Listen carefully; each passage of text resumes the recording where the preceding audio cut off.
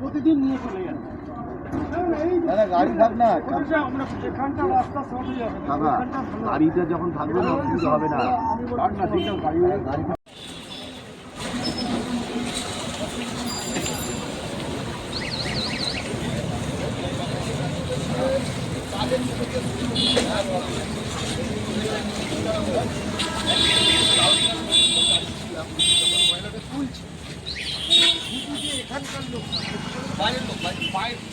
Scooty করে আসছে, মালটা ফেলে দিয়ে চলে যাচ্ছে, অন্য জায়গায় দৌড়ে ফেলে দিয়ে চলে যাচ্ছে। আমরা যখন দেখা যায় মিউনিসিপালিটিকে লাগাতে হবে। মোবাইল আছে আমার, মোবাইলটা দাও তো, মোবাইলটা দাও। যাচ্ছে না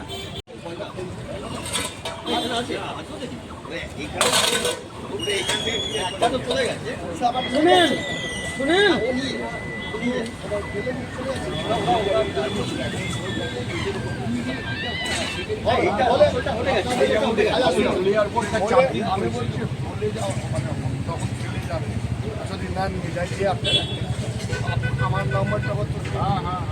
বহুতবার বলা হয়েছে, অনেকবার বলা হয়েছে, আমাদের এটা 3-4 বছরের প্রবলেম ছিল।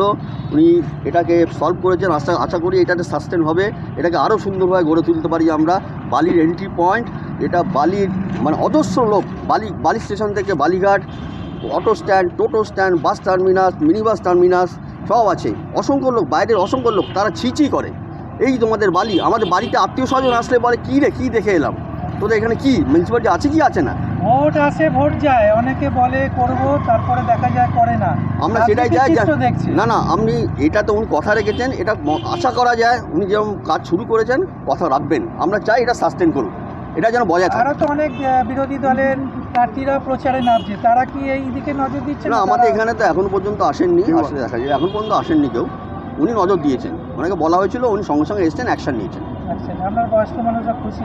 একদম, অবশ্যই অবশ্যই। এনারা তো রেসিডেন্ট এখানকার, এনারা জানলা ফাল্লা খুলতে পারতেন না। আপনার নাম? আমার নাম পার্থ সেনগুপ্ত।